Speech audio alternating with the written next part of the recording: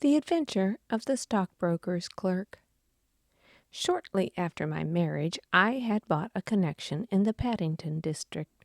Old Mr. Thacker, from whom I had purchased it, had at one time an excellent general practice, but his age and an affliction from which he suffered had very much thinned it. The public, not unnaturally, goes upon the principle that he who would heal others must himself be whole, and looks askance at the curative powers of a man whose own case is beyond the reach of his drugs.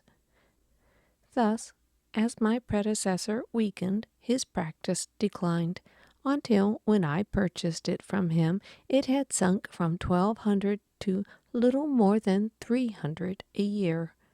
I had confidence, however, in my own youth and energy, and was convinced that in a very few years the concern would be as flourishing as ever.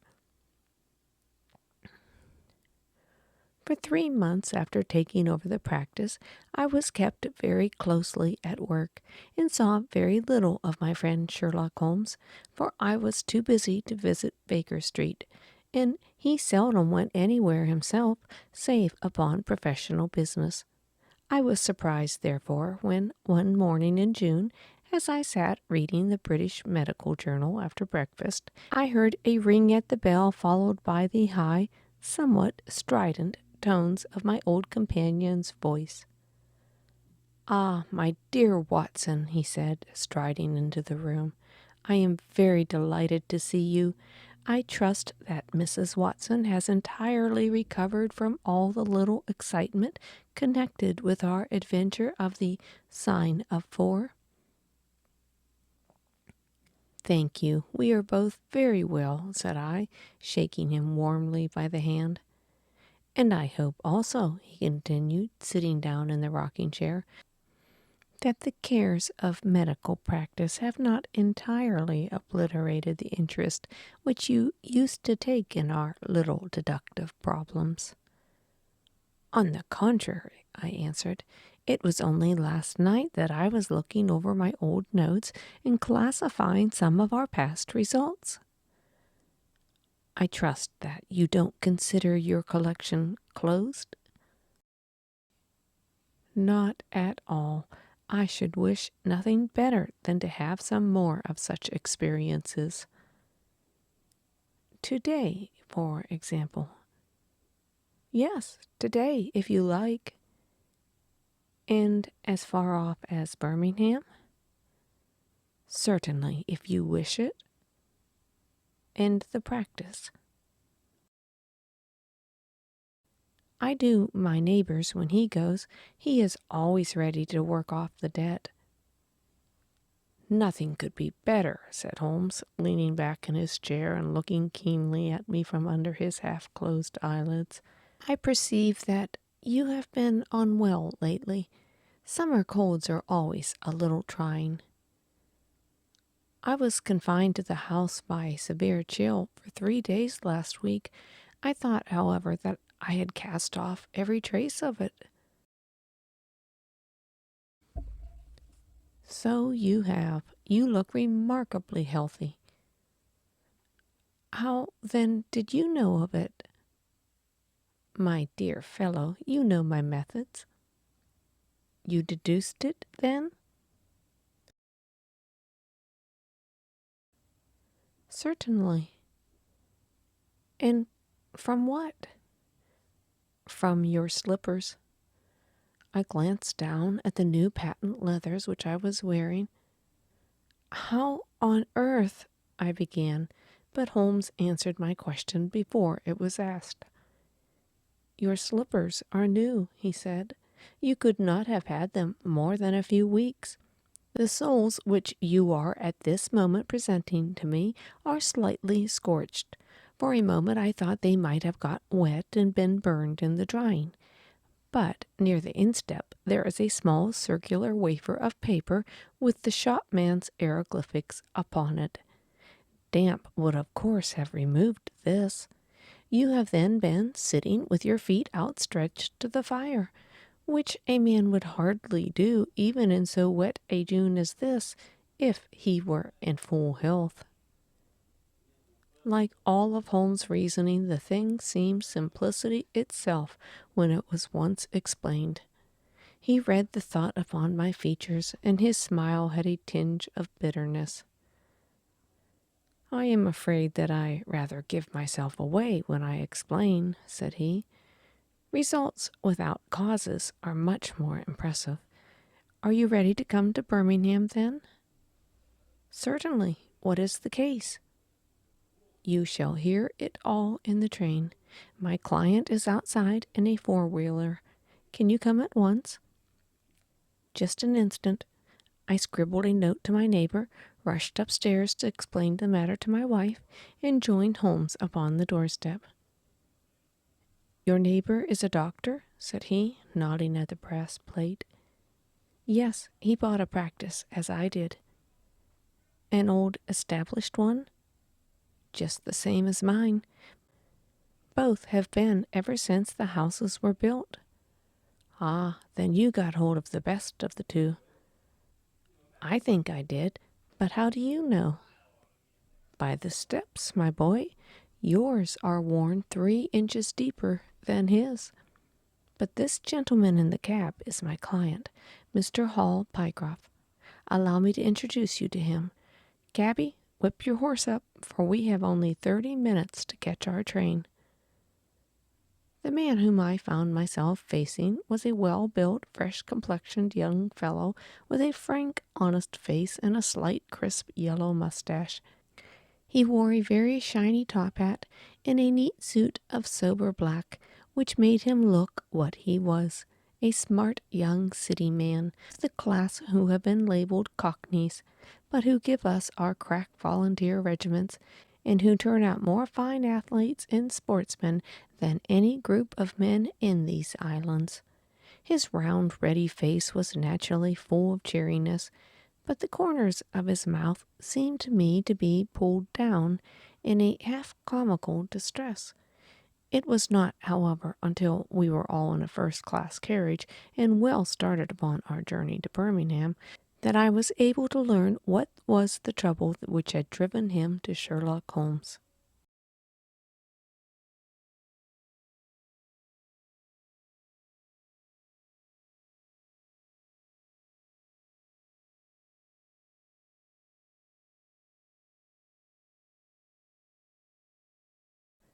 "We have a clear run now of 70 minutes, Holmes remarked. "I want you, Mr. Hall Pycroft, to tell my friend your very interesting experience exactly as you have told it to me, or with more detail if possible. It will be of use to me to hear the succession of events again. It is a case, Watson, which may prove to have something in it, or may prove to have nothing, but which at least presents those unusual features which are as dear to you as they are to me. Now, Mr. Pycroft, I shall not interrupt you again." Our young companion looked at me with a twinkle in his eye. "The worst of the story is," said he, "that I show myself up as such a confounded fool. Of course, it may work out all right, and I don't see that I could have done otherwise, but if I have lost my crib and get nothing in exchange, I shall feel what a soft Johnny I have been. I'm not very good at telling a story, Dr. Watson, but it is like this with me. I used to have a billet at Coxon and Woodhouse, of Draper's Gardens, but they were let in early in the spring through the Venezuelan loan, as no doubt you remember, and came a nasty cropper. I had been with them 5 years, and old Coxon gave me a ripping good testimonial when the smash came, but of course we clerks were all turned adrift, all 27 of us. I tried here and I tried there, but there were lots of other chaps on the same lay as myself, and it was a perfect frost for a long time. I had been taking £3 a week at Coxon's, and I had saved about 70 of them, but I soon worked my way through that and out the other end. I was fairly at the end of my tether at last and could hardly find the stamps to answer the advertisements or the envelopes to stick them to. I had worn out my boots padding up office stairs, and I seemed just as far from getting a billet as ever. At last I saw a vacancy at Mawson and Williams, the great stockbroking firm in Lombard Street. I dare say E.C. is not much in your line, but I can tell you that this is about the richest house in London. The advertisement was to be answered by letter only. I sent in my testimonial and my application, but without the least hope of getting it. Back came an answer by return saying that if I would appear next Monday, I might take over my new duties at once, provided that my appearance was satisfactory. No one knows how these things are worked. Some people say the manager just plunges his hand into the heap and takes the first that comes. Anyhow, it was my innings that time, and I don't ever wish to feel better pleased. The screw was about £1 a week rise, and the duties just about the same as at Coxon's. And now I come to the strange part of the business. I was in diggings out Hampstead way. 17 Potter's Terrace was the address. Well, I was sitting down doing a smoke that very evening after I had been promised the appointment, when up came my landlady with a card which read, Arthur Pinner, Financial Agent, printed upon it. I had never heard the name before and could not imagine what he wanted with me, but of course I asked her to show him up. In he walked, a middle-sized, dark-haired, dark-eyed, black-bearded man with a touch of a sheeny about his nose. He had a brisk kind of way with him, and he spoke sharply, like a man that knew the value of time. "Mr. Hall Pycroft, I believe?" said he. "Yes, sir," I answered, and pushed a chair towards him. "Lately engaged at Coxon and Woodhouse's?" "Yes, sir." "And now on the staff at Mawson's?" "Quite so." "Well," said he, "the fact is that I have heard some really extraordinary stories about your financial ability. You remember Parker, who used to be Coxon's manager? He can never say enough about it." Of course, I was pleased to hear this. I had always been pretty smart in the office, but I had never dreamed that I was talked about in the city in this fashion. "You have a good memory?" said he. "Pretty fair," I answered modestly. "Have you kept in touch with the market while you have been out of work?" he asked. "Yes, I read the stock exchange list every morning." "Now that shows real application," he cried. "That is the way to prosper. You won't mind my testing you, will you? Let me see. How are the Arshires?" 106 1/4 to 105 7/8, I answered. New Zealand Consolidated? 104. British Broken Hills? 7 to 7 6. "Wonderful," he cried, with his hands up. "This quite fits in with all that I have heard. My boy, you are very much too good to be a clerk at Mawson's." This outburst rather astonished me, as you can understand. "Well," said I, "other people don't think quite so much of me as you seem to do, Mr. Pinner. I've had a hard enough fight to get this berth, and I'm very glad to have it." "Pooh, man, you should soar above it. You are not in your true sphere. Now I'll tell you how it stands with me. What I have to offer you is little enough when measured by your ability, but when compared with Mawson's, it is light to dark. Let me see, when do you go to Mawson's?" "On Monday." "Ah, I think I would risk a little sporting flutter that you don't go there at all." "Not go to Mawson's?" No, sir. By that day, you will be the business manager of the Franco-Midland Hardware Company Limited, with 134 branches in the towns and villages of France, not counting one in Brussels and one in San Remo. This took my breath away. I have never heard of it, I said. Well, very likely not. It has been kept very quiet, for the capital was all privately subscribed, and it is too good a thing to let the public into. My brother, Henry Pinner, is a promoter and joins the board after allotment as managing director. He knew that I was in the swim down here, and he asked me to pick up a good man cheap, a young, pushing man with plenty of snap about him. Parker spoke of you, and that brought me here tonight. Now, we can only offer you a beggarly 500 to start with. 500 a year, I shouted. Only at the beginning, but you are to have an overriding commission of 1% on all business done by your agents, and you may take my word for it that this will come to more than your salary. But I know nothing about hardware. Tut, tut, my boy, you know about money. My head buzzed, and I could hardly sit still in the chair. But suddenly a little chill of doubt came over me.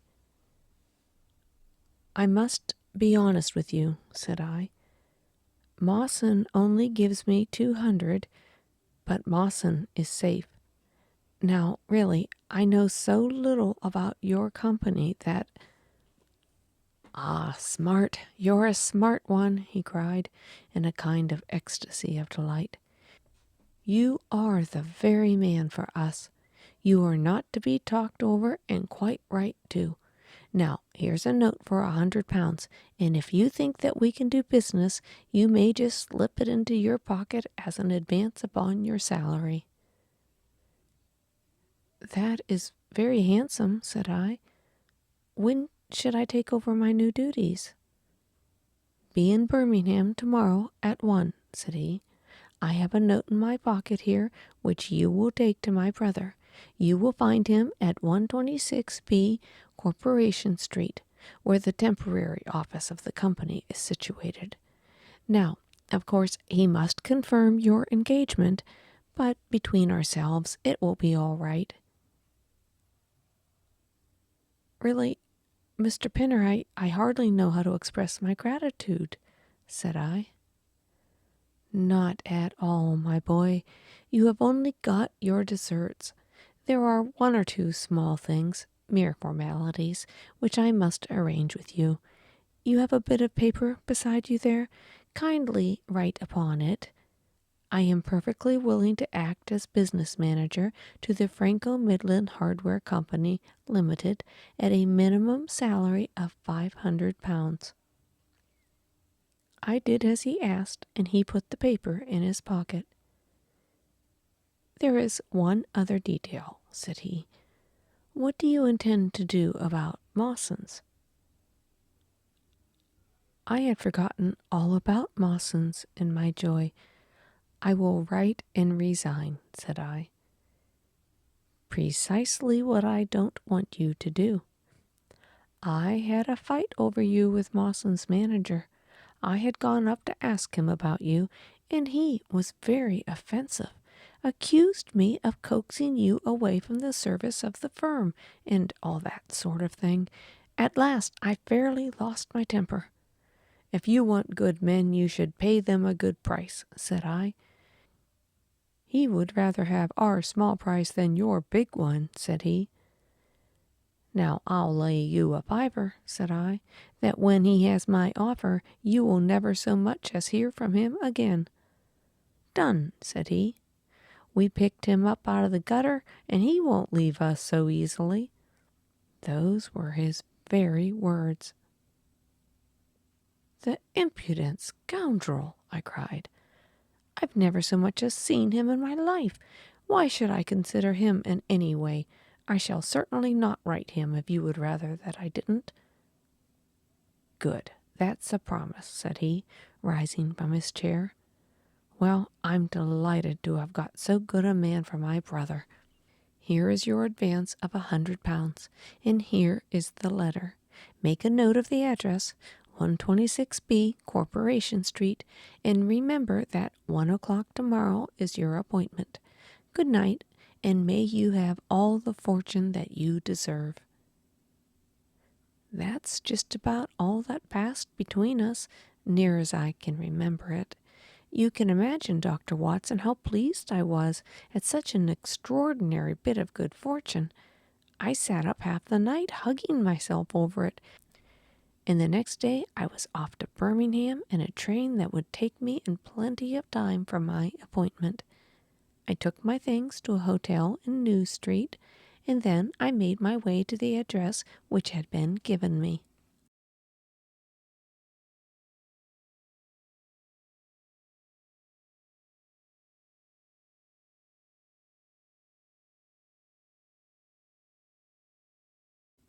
It was a quarter of an hour before my time, but I thought that would make no difference. 126B was a passage between two large shops which led to a winding stone stair from which there were many flats let as officers to companies or professional men. The names of the occupants were painted up at the bottom on the wall, but there was no such name as the Franco-Midland Hardware Company Limited. I stood for a few minutes with my heart in my boots, wondering whether the whole thing was an elaborate hoax or not, when up came a man and addressed me. He was very like the chap I had seen the night before, the same figure and voice, but he was clean-shaven and his hair was lighter. "Are you Mr. Hall Pycroft?" he asked. "Yes," said I. "Ah, I was expecting you. But you are a trifle before your time. I had a note from my brother this morning in which he sang your praises very loudly." "I was just looking for the offices when you came." "We have not got our name up yet, for we only secured these temporary premises last week. Come up with me, and we will talk the matter over."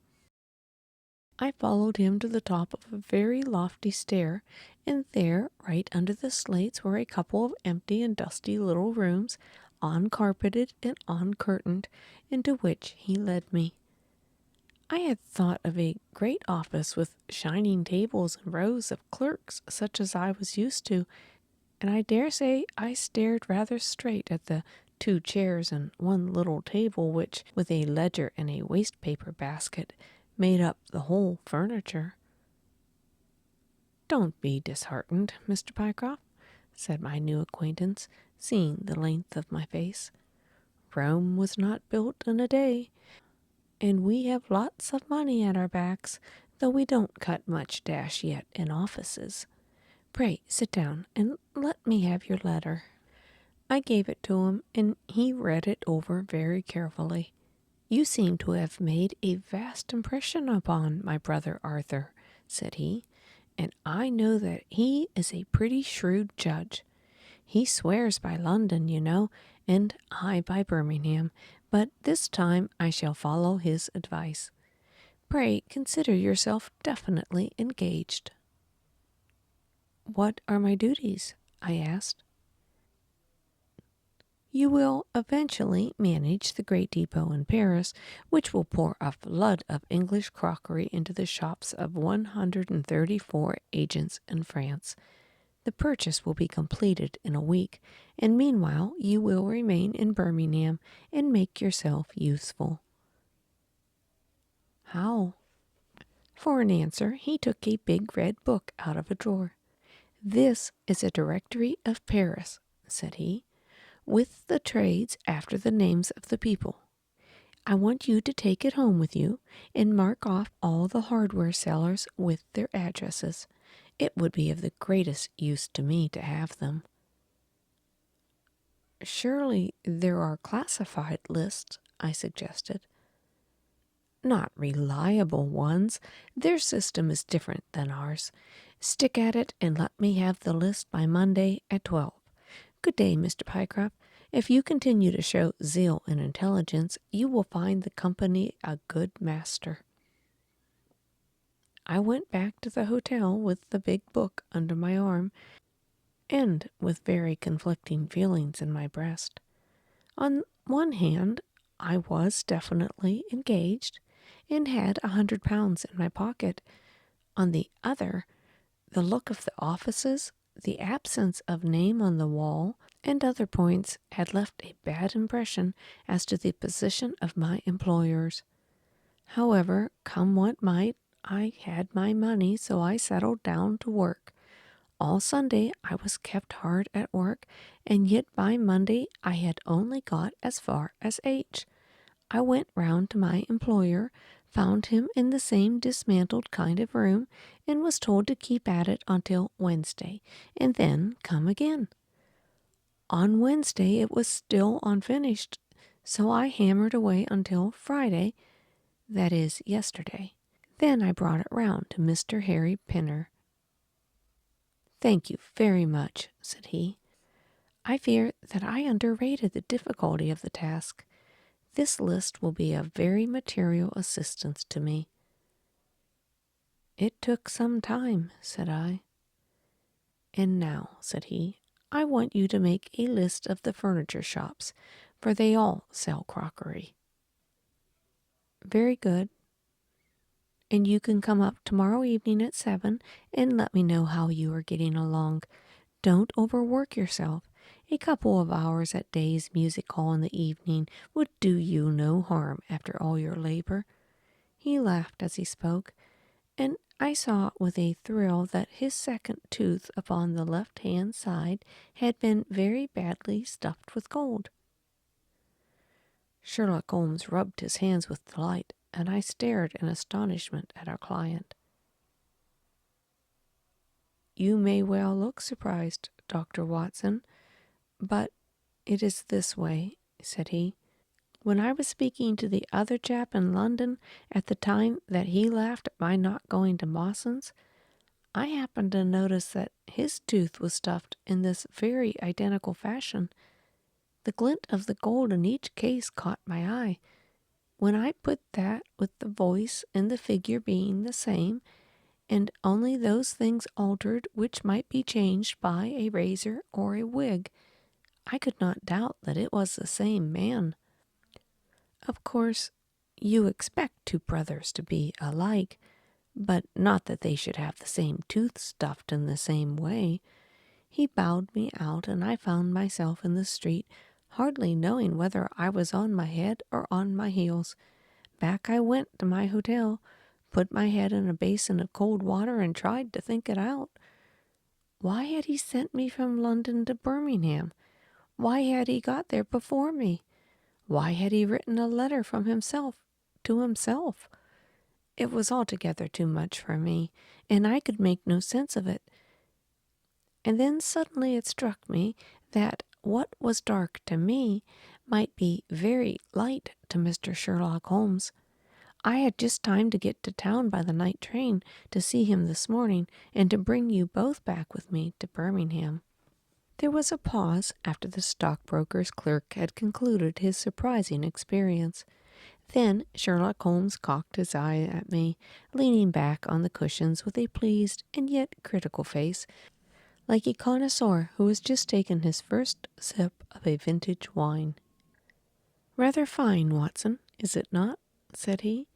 "There are points in it which please me. I think you will agree with me that an interview with Mr. Arthur Harry Pinner in the temporary offices of the Franco-Midland Hardware Company, Limited, would be a rather interesting experience for both of us." "But how can we do it?" I asked. "Oh, easily enough," said Hall Pycroft. "You are two friends of mine who are in need of work, and what could be more natural than I should bring you both round to the managing director?" "Quite so, of course," said Holmes. "I should like to have a look at the gentleman and see if I can make anything of his little game. What qualities have you, my friend, which would make your services so valuable? Or is it possible that he began biting his nails and staring blankly out of the window, and we hardly drew another word out of him until we were in New Street.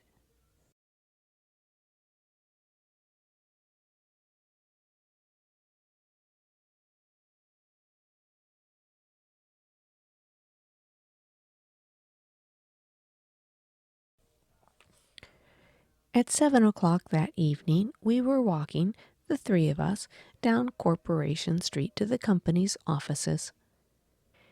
"It is of no use our being at all before our time," said our client. "He only comes there to see me, apparently, for the place is deserted up to the very hour he names." "That is suggestive," remarked Holmes.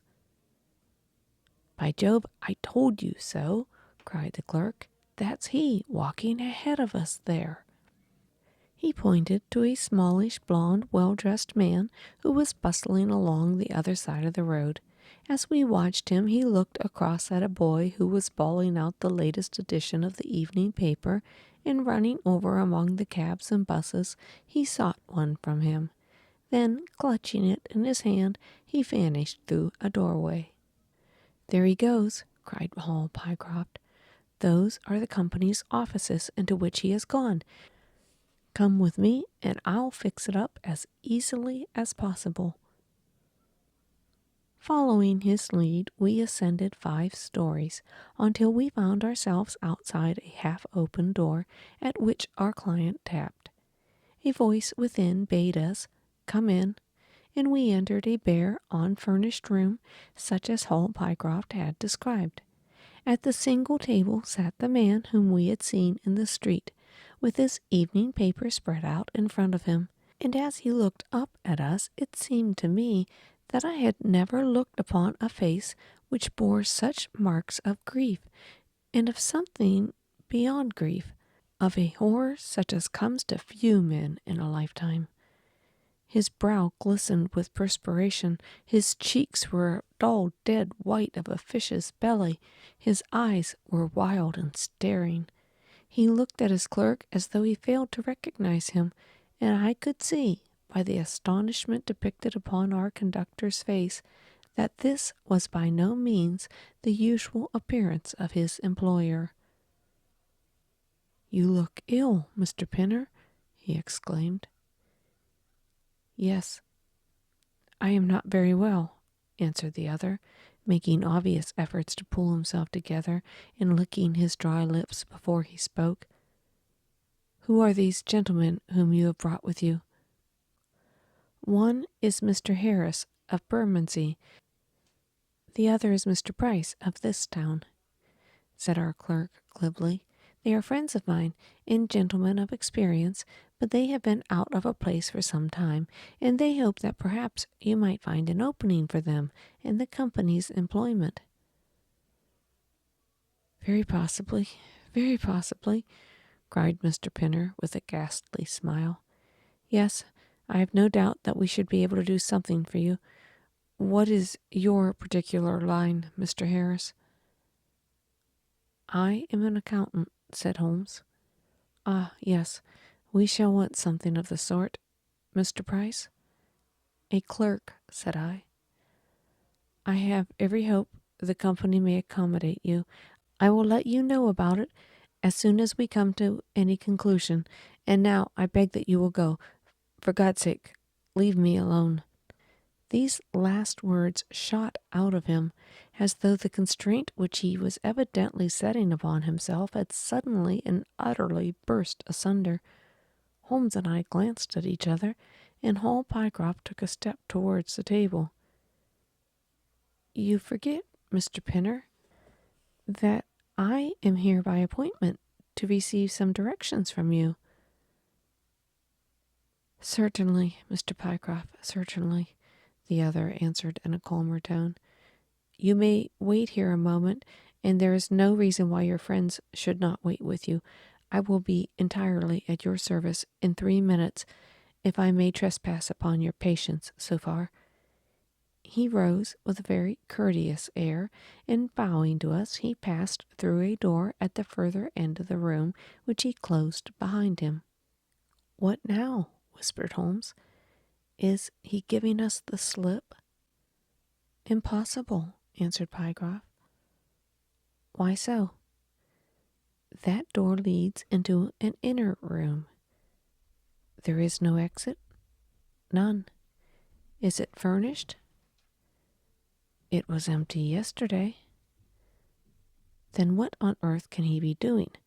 There is something which I don't understand in this matter. If ever a man was 3 parts mad with terror, that man's name is Pinner.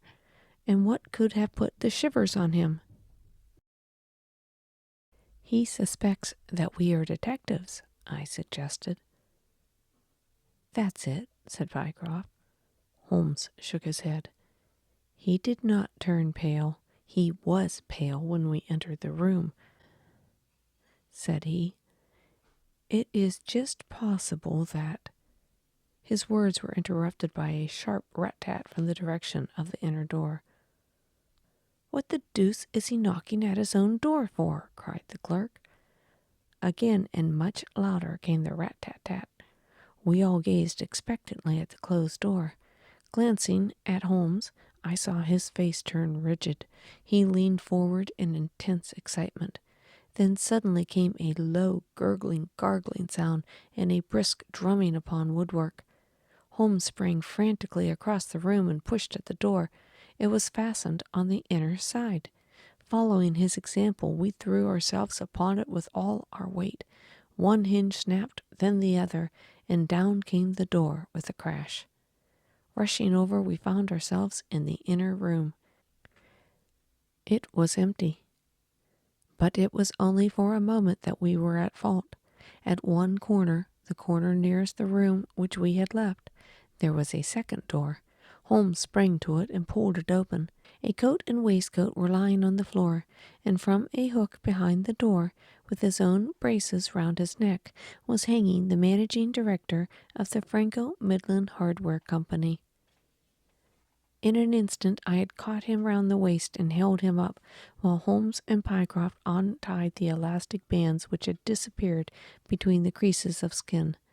Then we carried him into the other room, where he lay, puffing heavily with every breath, a dreadful wreck of all that he had been just 5 minutes before. "What do you think, Watson?" asked Holmes. I stooped over him and examined him. His pulse was feeble and intermittent, but his breathing grew longer. "It has been touch and go with him," said I, "but he'll make it. Just open that window and hand me the watercraft." I undid his collar, poured the cold water over his face, and raised and sank his arms until he drew a long, natural breath. "It's only a question of time now," said I, as I turned away from him. Holmes stood by the table with his hands deep in his pockets and his chin upon his breast. "I suppose we ought to call the police in now," said he. "And yet I confess that I like to give them a complete case when they come." "It's a blessed mystery to me," cried Pycroft, scratching his head. "Whatever they wanted to bring me all the way up here for, and then—" "Oh, pooh, that's all clear enough," said Holmes impatiently. "It is the last move." "You understand the rest, then?" "I think it's fairly obvious. What do you say, Watson?" I shrugged my shoulders. "I must confess I am out of my depths," said I. "Surely, if you consider the events at the beginning, they can only point to one conclusion." "What do you make of them?" "Well, the whole thing hinges upon 2 points. The first is the making of Pycroft write a declaration by which he entered the service of this preposterous company. Do you not see how very suggestive that is?" "I'm afraid I missed the point." "Well, why did they want him to do it? not as a business matter, for these arrangements are usually verbal, and there was no earthly business reason why this should be an exception. Don't you see, my young friend, that they were very anxious to obtain a specimen of your handwriting, and had no other way of doing it? Why? Quite so. Why? When we answer that, we have made some progress with our little problem. Why? There can only be one adequate reason. Someone wanted to learn to imitate your writing, and had to procure a specimen of it first. And now, if we pass on to the second point, we find that each throw light upon the other. That point is the request made by Pinner that you should not resign your place, but should leave the manager of this important business in the full expectation that a Mr. Hall Pycroft, whom he had never seen, was about to enter the office upon Monday morning. My God, cried our client, what a blind fool I have been. Now you see the point about the handwriting. Suppose that somebody turned up in your place who wrote a completely different hand from that in which you had applied for the vacancy. Of course the game would have been up. But in the interval the rogue learned to imitate you, and his position was therefore secure, as I presume that nobody in the office had ever set eyes upon you. Not a single soul, groaned Hall Pycroft. Very good.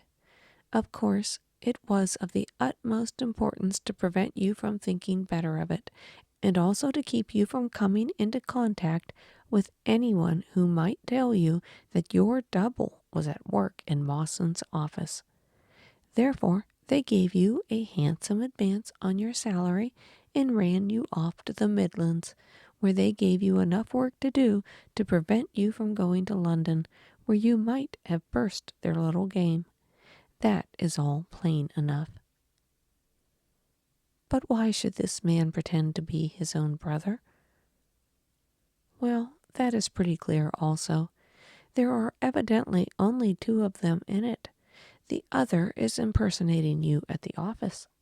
This one acted as your engager, and then found he could not find you an employer without admitting a third person into his spot. That he was most unwilling to do. He changed his appearance as far as he could, and trusted that the likeness, which you could not fail to observe, would be put down to a family resemblance.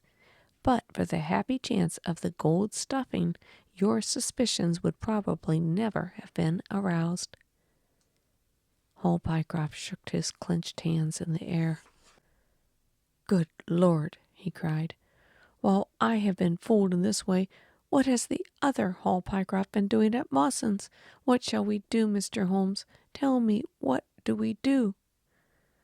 We must wire to Mawson's. They shut at 12 on Saturdays. Never mind, there might be a doorkeeper or an attendant. Yes, they keep a permanent guard there on account of the value of the securities that they hold. I remember hearing it talked of in the city. Very good. We will wire him and see if all is well, and if a clerk of your name is working there. That is clear enough. But what is not so clear is why, at sight of us, one of the rogues should instantly walk out of the room and attempt to hang himself. The paper, croaked a voice behind us. The man was sitting up, blanched and ghastly, with returning reason in his eyes, and hands which rubbed nervously at the broad red band which still encircled his throat. The paper, of course, yelled Holmes. Idiot that I was. I thought so much of our visit that the paper never entered my head for an instant. To be sure, the secret must lie there. He flattened it out upon the table, and a cry of triumph burst from his lips. Look at this, Watson, he cried. It is a London paper, an early edition of the Evening Standard. Here is what we want. Look at the headlines. Crime in the City. Murder at Mawson and Williams. gigantic attempted robbery, capture of the criminal. Here, Watson, we are all equally anxious to hear it, so kindly read it aloud to us." It appeared from its position in the paper to have been the one event of importance in town, and the account of it ran in this way. A desperate attempt at robbery culminating in the death of one man and the capture of the criminal occurred this afternoon in the city. For some time back, Mawson and Williams, the famous financial house, have been the guardians of securities which amount in the aggregate to a sum of considerably over £1,000,000. So conscious was the manager of the responsibility which devolved upon him in consequence of the great interest at stake, that safes of the very latest construction have been employed, and an armed watchman has been left day and night in the building. It appears that last week a new clerk named Hall Pycroft was engaged by the firm.